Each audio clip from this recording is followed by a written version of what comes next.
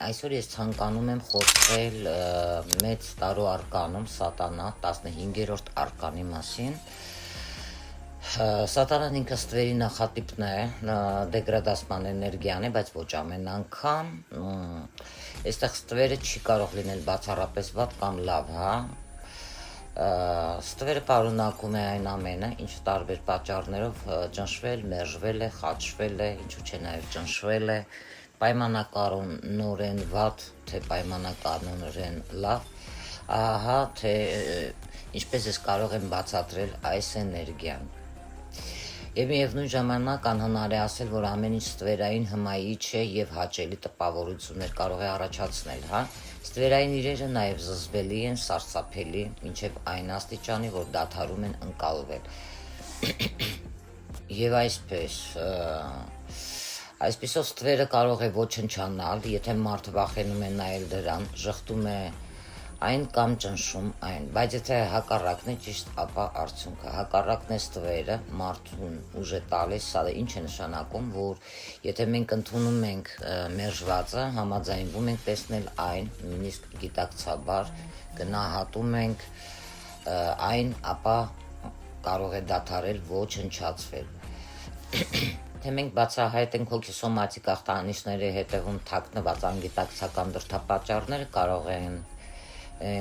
դրանք վերացվել, բացի դրանից ընդունելուց, հա, մենք պետք է նաև գտնենք ճնշված կարիքը բավարարելու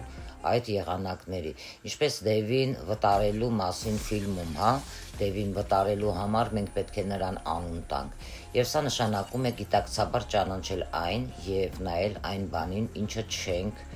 ուզում տեսնել, բայց անձնական ստվեր է, ներքին դաս, ինչ որ կարևոր բան որոշակի մարդու ճակատագրում, եւ հետո կա կոլեկտիվ ստվերը, հա, մինչդեռ անձնական ստվերը չարությունն է, որ պետք է ճանաչվի եւ ինտեգրվի, ընդունվի կոլեկտիվ ստվերը սոցիալական չարիքի էության եւ չարիք առանց ճակերտների, որը կարիք չունի ինտեգրվելու,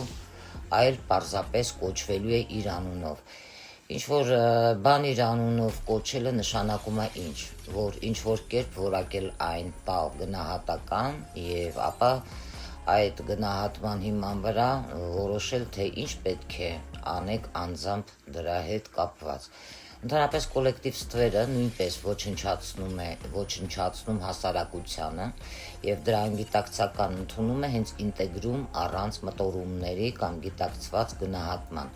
Անհատներին այստեղ կարող է ներքաշել եւ այս կոլեկտիվ ոչնչացման մեջ, ինչպես սև խորոշ,